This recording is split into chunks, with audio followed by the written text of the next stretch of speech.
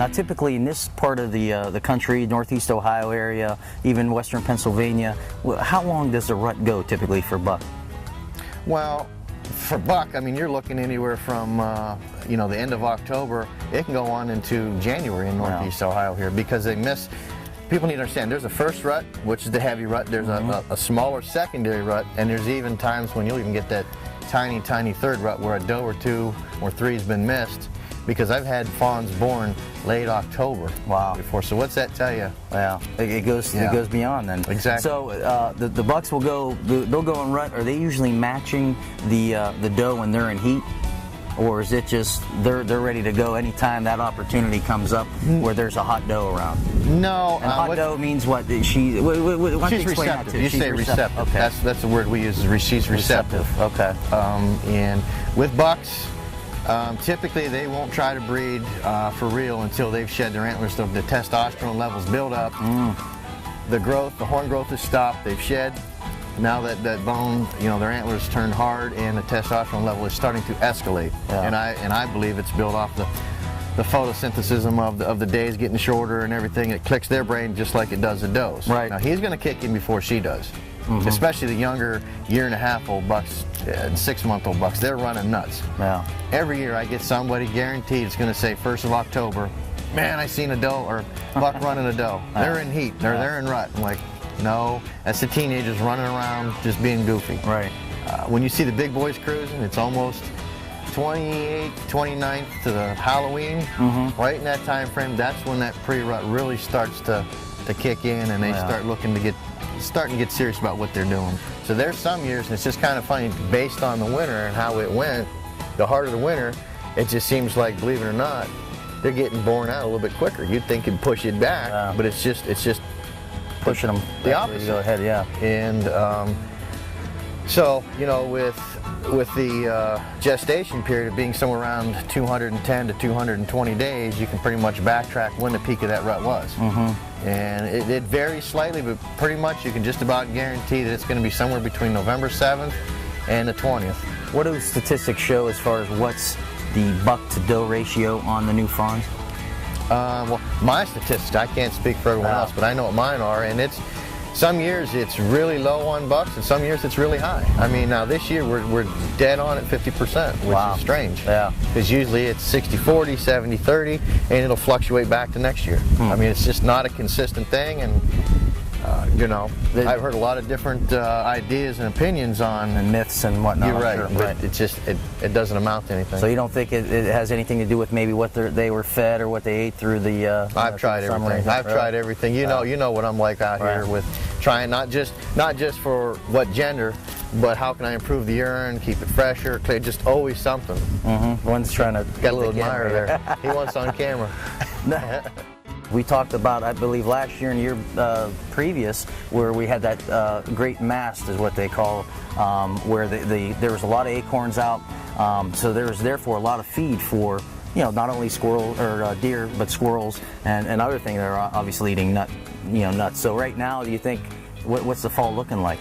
Well, it's, you can see just looking out here, it's going to be a little dry. You know, it's going to be a little bit smaller. The yield won't be near what it should be. Wow. But you know, populations are as good and as healthy as they've ever been. I mean, I've been going around looking at some of these soybean fields, because amazing, it's when the big bucks start to show up this time of year in the soybeans. Sure. They know they need that little milk sustenance that's going to help them horns grow bigger. Wow. And you know, there's a good population out there, and the deer look good. So now, are they opportunists in the sense they'll continue to eat corn, you know, even when they don't need it, or like you said, that you talked about the soybean, them kind of knowing what they need for different minerals and whatnot. They're pretty smart about picking and choosing what they need. And I see people just dumping straight corn out, bait piles or whatever, and that's fine.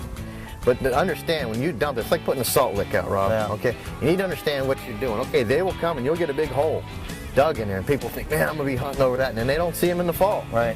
Okay, salt does nothing for them. It attracts them because they just like that salt taste. Wow. But come fall, they're on acorns and many other different things out through the woods. It's like us eat like eating a bag of chips at when we have the remote watching a little DVD of Worldwide Big Game Hunts with Doc Steve Extreme. Now Denny may eat chips his whole life, but the average guy knows he's got to kind of break up his diet a little bit.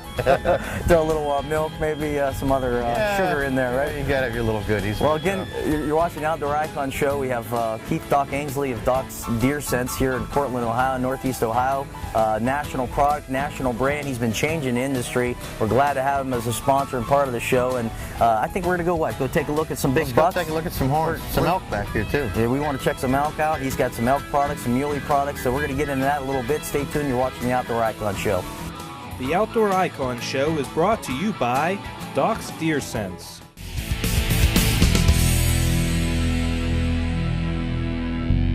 Welcome back to the Outdoor Icon Show. Again, we have Doc Ainsley here, Keith Doc Ainsley of Cortland, Ohio, Doc's Deer Sense. Also, we have, talking about big game behind us here, we have some big elk. Doc, why don't you go into an explanation of velvet? I mean, a lot of people wonder, how's it go from a soft substance to a hard bone? And what is that all about? Velvet on the first thing that velvet is, it's a protective layer.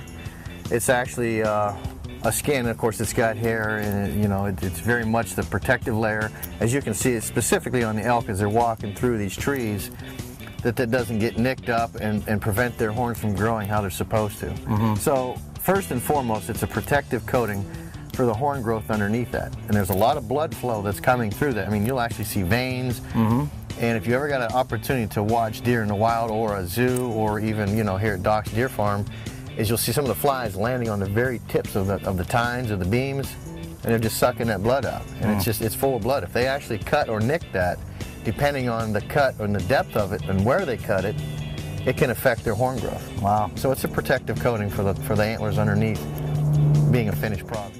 How many elk do you have back here?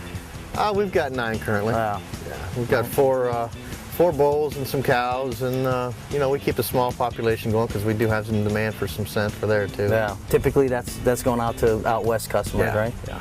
Wow. Well, speaking of big game, Doc has his own TV show. It's on the Sportsman's Channel and Men's Network, and it's one of the most top viewed programs. It is the number 1 aired hunting show in North America as we speak. Well, why don't you talk a little bit about that TV show and what some of the adventures you've had, some of the highlights and trials and tribulations, any good shows that you really always stick in your mind when you think I just, I'm always about something new and different, and every time in the woods, as you know, it's a different story. Can you pinpoint one?